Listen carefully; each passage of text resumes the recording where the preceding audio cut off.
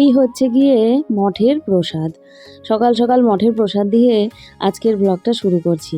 পাশের বাড়ির এক জেঠু শাশুড়ি মাকে ডাক দিয়েছিল প্রসাদ নিয়ে যাওয়ার জন্যই। তো মা গিয়েছিল, তো মাকে দেখো প্রসাদ দিয়ে পাঠিয়েছে। তো সকাল সকাল এখন সেটাই খেয়ে নেব। দিয়ে তারপরে কিন্তু শুরু করে দিলাম সবজি কাটাকুটি করতে। আর আজকে উল্টো রথ, তোমাদের সবাইকে জানাই উল্টো রথের অনেক অনেক শুভেচ্ছা। আজকে বাবা এনেছে বাটা মাছ আর তার সাথে এনেছে কাজুলি মাছ। কাজুলি মাছকে কিন্তু অনেকে বাঁশপাতা মাছও বলে। দুটো মাছই বেশ ভালোই ছিল, তবে আজকের দিনের জন্য একটু ঝামেলা সম্পন্ন ছিল আর কি বলতে পারো। কারণ মা যাবে দুপুরবেলায়, এই দুপুর বিকেল বিকেল দিকে মঠের দিকে, মানে মঠে যাবে আর কি। তো সেক্ষেত্রে না গুঁড়ো মাছটা যে সমস্ত থাকলে একটু কাটাকুটি বা রান্নাবান্না একটু ঝামেলাই থাকে। তো যাই হোক, এনেই যখন ফেলেছে তখন আর করার কিছু নেই, রান্নাবান্না করতেই হবে। তো কাটাকুটি করে দিয়ে আসলাম, মা ওইদিকে রান্নাবান্না করছে। আর আমি মেশিন চালিয়েছিলাম, তো মেশিনের কিছু জামা কাপড় দেখো রয়ে গেছে, তো সেগুলোকে মেলে দিচ্ছি। তবে খুব ধীরে ধীরে মেলছি, কারণ কি বলো তো, এই ধরো 5 মিনিট আগেই কিন্তু ঠাটা পড়া রোদ যাকে বলে সেই রোদ ছিল, কিন্তু 5 মিনিট পরেই দেখো ওইদিকে আকাশটার দিকে মেঘ কিন্তু সাজতে শুরু করেছে। এবার আমি ভাবছি মেলবো কি মেলবো না, হয়তো আমার খাটনিটাই সার হবে। এদিকে দেখো হাওয়া বাতাসও রয়েছে। ভাবলাম যে যাক, রোদ যখন নেই, তাহলে ওই হাওয়া বাতাসেই না হয় ঝরঝরে হবে, কারণ মেশিনের জামা কাপড়। তো এই করতে করতে না, মানে ভাবনা চিন্তা করতে করতে মেলতে শুরু করে দিয়েছি। তো দেখি কতটা কি হয়। তারপর যখন মানে কিছু মেলা হয়েছে, ওমা দেখি 1 ফোঁটা কি 2 ফোঁটা মতো বৃষ্টি পড়তে শুরু করেছে। তখন ভাবলাম যে থাক, কমে যাবে হয়তো। তারপরে এই দেখো, এখন তোমাদের দিকে যে তাকিয়ে হাসছি আমি, বৃষ্টি কিন্তু পড়তে শুরু করে দিয়েছে জানো তো। যাই হোক, এসে ক্যামেরাটা অফ করলাম। তারপরে ঝমঝম করে একেবারে বৃষ্টি পড়তে শুরু করলো। আর সমস্ত জামাকাপড় আবারও আমাকে ওই দেখো তুলে নিয়ে এই ভেতরে মেলতে হলো। এই হলো বর্ষার দিন, তাই না বলো? এই রোদ আর এই মেঘ, একেবারে ঝমঝম করে বৃষ্টি। তো সমস্ত জামাকাপড় ভেতরেই মেলে দিলাম, বাইরে আর কিছু রাখিনি। পরে কিছুক্ষণ কিন্তু বেশ ভালোই বৃষ্টি হয়েছিল। তবে হ্যাঁ, 4টে নাগাদ কিন্তু আবার রোদ উঠেছিল। এই দেখো মেঘ কিরকম কালো হয়ে রয়েছে জায়গায় জায়গায়। আজকে আরও একটা জিনিস তোমাদের দেখাবো। এই দেখো বাইরে বৃষ্টি পড়ছে, তোমরা হয়তো দেখতে পাচ্ছ। আর আমার বারান্দার অবস্থা তোমরা দেখবে। এই দেখো, এই এত কিছু জামা কাপড় কিন্তু পড়ে রয়েছে, এগুলোকে সমস্ত ধুতে হবে। কারণ লাস্ট কিছুদিন একেবারে একনাগাড়ে বৃষ্টি পড়ছিল, তখন কিন্তু ধোয়া কাচা কিছুই হয়নি। আর এদিকে আমার বারান্দাটার অবস্থা দেখো, তোমাদের বলেইছিলাম বারান্দা আমার পরিষ্কার করতে হবে, হয়ে আর উঠছে না। এখানে দেখো গাছ লাগিয়েছিলাম, তো সেই জন্য এই যে মাটি ফাটি পড়ে রয়েছে। আর এখন তো রান্নাবান্নাও কিছু হচ্ছে না, তো সেই জন্য কিন্তু পরিষ্কারও আর করা হচ্ছে না। তো দেখো এদিকে মাকড়সার জালও হয়ে গেছে গাছের মধ্যে। আর এই হচ্ছে কিন্তু আমার ছোট্ট খাট্ট একটা রান্নাঘর বলতে পারো, যেখানে শুধুমাত্র ওই টুকিটাকি জিনিসই হয়। করলাম একটা ভিডিও শুট মিনি ব্লগের জন্য। তো ওটাতে আমরা এই চাদরটা পেতেছিলাম, এখন এটাকে আমরা খুলছি। শুট করা হয়ে গেছে। শুটের জন্য ওটা আমরা ইউজ করছি। এটা কিন্তু ধোয়াও না, তাই এটা খুবই শক্ত হয়েছে।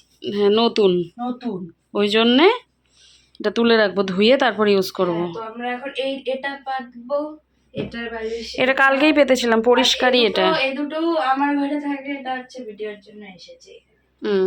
এটা নিয়ে যাব। তাই ওকে বললাম কি আমাকে একটু হেল্প করে দেন না। আমি মিনি ব্লগটা বানিয়ে দিয়েছি মাকে, ওই বানিয়ে দিচ্ছিল। এমনি ছোট্ট একটা, জাস্ট মিনি তো ছোট্টই। মিনি ব্লগ মানেই তো ছোট্টই, ঘরের ব্লগ। এই বেড আর ক্লিনিং এর। তো চলো এটা নামিয়ে নি, নামিয়ে আমার এই নরম পুরনো চাদর হচ্ছে জিন্দাবাদ। হ্যাঁ, এত গরমের মধ্যে চাদরটা কীরকম হয়েছে জানিও। এই দেখো হয়ে গেল আমার পুরো বিছানাপত্র আবার নতুন করে, মানে ওই চাদরটা তুলে আবার এই চাদরটা পাতলাম। আর ওইখানে ওই যে বালিশগুলো রেখে দিলাম সব। আর আমার হাতে রয়েছে আমার এই যে সরঞ্জাম, এগুলো হচ্ছে সবসময় বিছানাতেই থাকে, না হলে আমি শান্তি পাই না। এই আমার হ্যান্ড ক্রিম, আর এই আমার ভেসলিন, আর এই যে হেডফোন। তো তোমাদের মানে ভিডিওতে দেখাবো দেখে আমি হাতে তুলে নিয়েছিলাম। আর এই যে এই বালিশ কভারটা দিয়ে আমি সমস্তটা আবার করে মুছে নিলাম আজকে। তোমাদের তো বললামই রোজ রোজই মুছি আমি। ওই ফার্নিচারের ওই যেগুলো এই ঠাকুরগুলো, তারপরে হচ্ছে এই যে মানি প্ল্যান্টের পাতা, এই মানি প্ল্যান্টের পাতা সমস্ত পরিষ্কার করে নিয়েছি। এবারে ঘরটা দেব ঝাড়ু, সরিয়ে রেখে ঘর ঝাড়ু দিয়ে ব্যাস যাব আমি স্নানে। ঠিক আছে, চলো। এর ঘর ঝাড়ু দিয়ে এসে এবারে আমার ঘরটা বেশ ভালো করে ঝাড়ু টাড়ু দিয়ে নিচ্ছি। আর আমি কিন্তু বেশ একেবারে ভেতরে ঝাড়ু দিয়ে তারপর পরিষ্কার করি প্রত্যেক দিনই, হ্যাঁ? তো যাই হোক, ঘরটা ঝাড়ু দিয়ে আমি চলে যাব স্নানে, তোমাদের তো আগেই বললাম। আর ওইদিকে মেয়েকে বলেছিলাম একটুখানি ক্যামেরাটা ধরতে, তো দেখো ঘুরিয়ে, ঘুরিয়ে আবার ক্যামেরা করেছে। ওর আবার মুড, যখন মুড হবে ক্যামেরা ধরে দেবে, ভিডিও করে দেবে। আবার যখন বলবে যে না পারবো না, তখন কিন্তু একটুও করে দেবে না। আমার মেয়ে আবার বাবা ওইরকম না যে সমস্ত কথাই শুনবে, একটু আবার শোনেও না। যাই হোক, স্নান করে চলে আসলাম, এসে নিয়ে দেখো বসে পড়েছি খেতে। এই যে কাজুলি মাছ আর তার সাথে কিন্তু বাটা মাছ সবজি দিয়ে একটা রাঁধুনি ফোড়ন দিয়ে ওই শুক্তো মতো করা হয়েছে, যেটা খেতে আমি বেশ ভালোবাসি। তো এদিকে দেখো খাবার পর আম কেটে নিয়েছি, তো মেয়েকে দিয়েছি এক টুকরো, কারণ ও কিছুতেই খেতে চাইছিল না, জোর করে এক টুকরো দিয়েছি। আর এদিকে পলিটিক্যাল সায়েন্স নিয়ে বসেছে পড়তে, কারণ আজকে বিকেল দিকে সন্ধ্যার সময় ম্যাম আসবে আর কি। তো সেই জন্য পড়াটা কমপ্লিট করবে। মাত্র বসলো, সমস্ত কিছু গুছিয়ে গাছিয়ে নিচ্ছে তারপর। আর আমি এই দু টুকরো আম খেয়ে নেব। আবারও দেখাচ্ছি তোমাদের, দেখো যে এক টুকরো আম ওকে দিয়েছি আর 2 টুকরো আমি নিয়েছি। খারাপই লাগে। তো দেখো খেয়ে দেয়ে বসেছি, তো মা এসেছে মেলার থেকে ওই রথের দড়ি টান দিয়ে। একটা বাচ্চা নাকি হারিয়ে গিয়েছিল, সেটাই বলছিল। তো আমি জিলিপিটা খেয়ে নিলাম, বেশ গরম, গরম ছিল। তারপর সন্ধ্যাবেলায়, সন্ধ্যা কি ওই ৭টা ৭:৩০টার দিকে দেবলীনার বাবা চলে এসেছিল। আর এসে দেখো পিৎজা এনেছিল। তো এদিকে মেয়ে কিন্তু ওইদিকে টিউশন পড়ছিল, ম্যাম কিন্তু ঘরেই রয়েছে। ম্যামকে বলা হলো, ম্যাম খাবে না, ম্যামের শ্রাবণ মাস নিরামিষ চলছে। তো এদিকে আমি কি বলছিলাম বলো তো, এই হচ্ছে আমাদের অন্নদাতা। তো ওই জন্যে মানে ক্যামেরাটা ধরেছিলাম, তো ভয়েসটা আবার আমি বন্ধ করে দিয়েছি। তো মেয়ে খেতে চাইতো না পিৎজা আগে, তো এখন আবার দেখি ভালোই বাসে। যাই হোক, তোমাদের সাথে একটা সুখবর শেয়ার করার আছে। এই হচ্ছে আমাদের বাড়ির নতুন অতিথি। তো দেবলীনার বাবা এটা ওই কিনেছে 2 দিন হলো। হ্যাঁ, তো 2 দিন হলো বলতে কি, যেদিন আমরা বিরিয়ানি খেলাম সেদিন। আমিও ১ম এ জানতাম না, আমাকে কিছু বলেইনি যে কিনবে বা কিছু। ওর হচ্ছে কি বলবো, দেখাশোনা করছিল আর কি। তো হঠাৎ করে নিয়ে চলেই এসেছে একেবারে। তো যাই হোক, কীরকম হয়েছে তোমরা জানিও। আমি কিন্তু চালিয়েছি। দুজনেই চালাবো। তো ওর বাবাই বেশি চালাবে, কারণ বাইকটা ওর বাবা এখন আর টানাটানি করতে পারছে না। প্রচুর ভারী ওর বাবার বাইকটা। তো যাই হোক, আজকে নতুন গাড়ি নিয়েই বেরিয়ে পড়লাম। আর এই দেখো আমাদের বাড়ির গলি, আর আমাদের বাড়ির সামনেই কিন্তু মেলা হয়। এই দেখো, এই রাস্তাটা পার করে রোডে উঠলেই কিন্তু মেলা। সেটাই তোমাদের দেখাচ্ছিলাম যে আমাদের গলি থেকে বেরোতেই কিন্তু এই রকম অবস্থা। রথের মেলা বলো, দুর্গাপুজো বলো, দুর্গাপুজো তো এই মাঠেই হয়। তো এই রকমই কিন্তু জাঁকজমক ভিড় হয় প্রত্যেকটা অনুষ্ঠানেই বলতে পারো। তো একটু মেলার দিকটা ঘুরে নিয়ে ভাবছিলাম যাব, কিন্তু ভিড়ের চোটে আর যেতে পারিনি, ফেরত চলে এসেছি। তো এসেছি মুগ্ধর কাছে, মুগ্ধকে দেখতে আসাই আমার মেন কারণ। তো দেখো না, ওর কিন্তু জ্বরটা এখন একটু ছেড়েছে। আর যত কোনা কামচিতে ওর কিন্তু নজর, এই দেখো, কোনো জিনিস নেবে, যে কোনো জিনিস নিয়ে কোনা কামচিতে ঢোকানোর চেষ্টা করবে।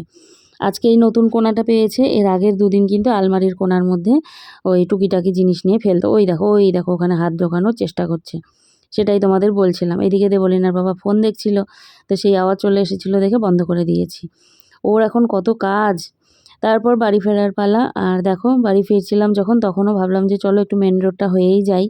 তো মেন রোড দিয়ে যাচ্ছিলাম। প্রথমে তো সন্ধ্যার দিকে তো বাইক পুরো বন্ধ করে দেয়।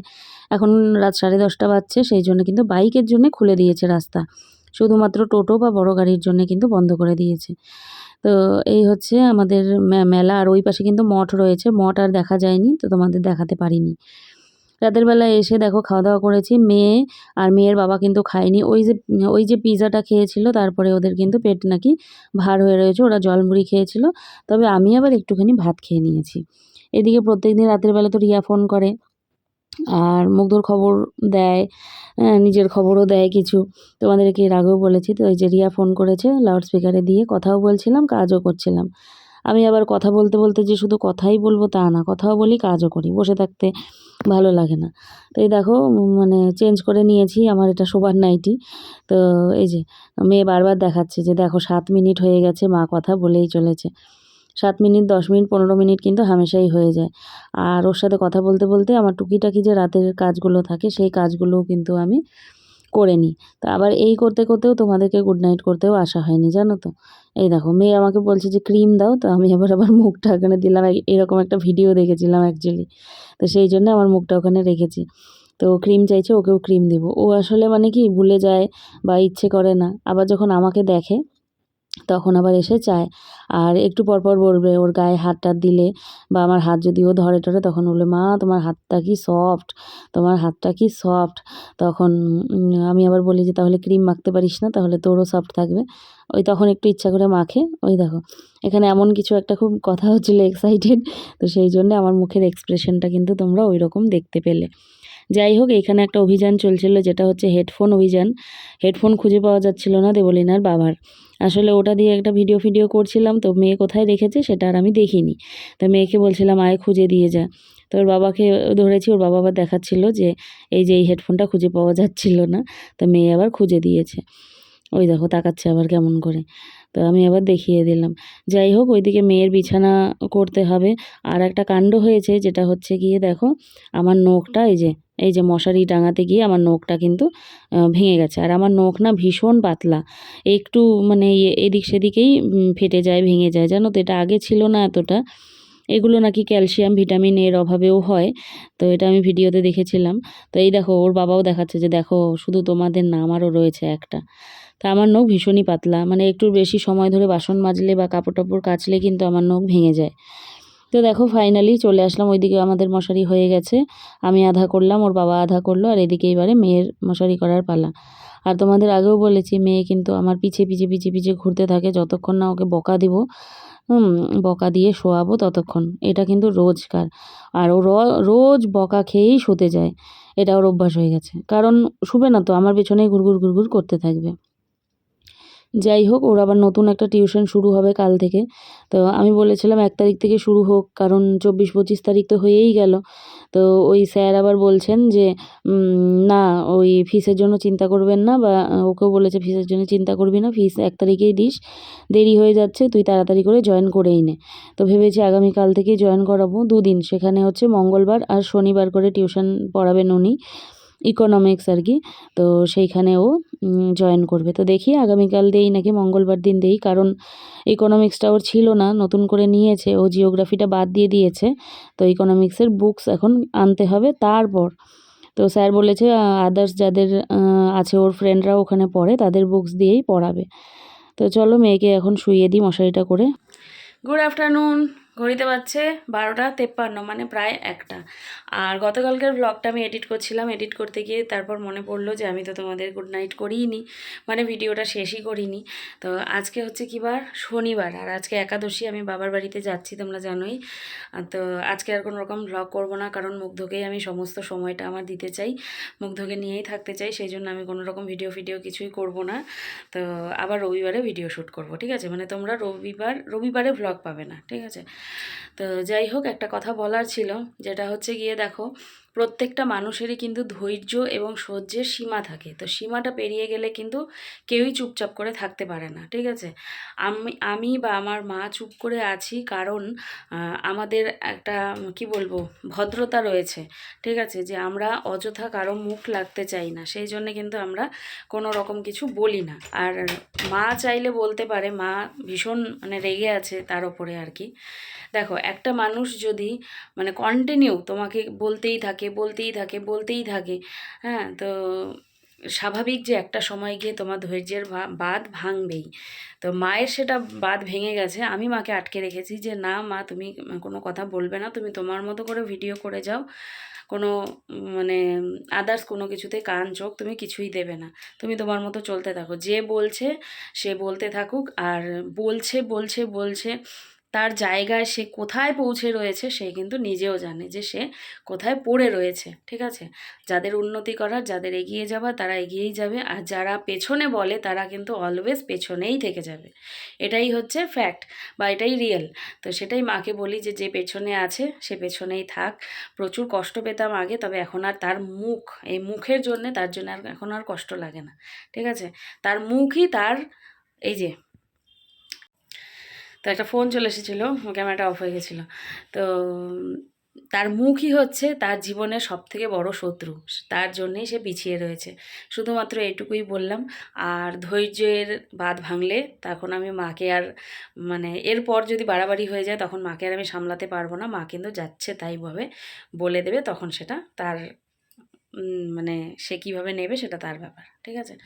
তো চলো, যাই হোক, ভদ্র মানুষ অলওয়েজ ভদ্র দিকেই যায়, ভদ্রভাবেই চলার চেষ্টা করে। আর যে যেরকম তার পরিচয় সে নিজেই দেবে, সেটা অনলাইনে এসে হোক, ভিডিওতে এসে হোক, অফলাইনে হোক, চরিত্রটা ফুটে ওঠে, বুঝলে, এটাই হচ্ছে কথা, চরিত্র ফুটে ওঠে। তা আর কিছু বলছি না, যার বোঝার সে বুঝে নেবে।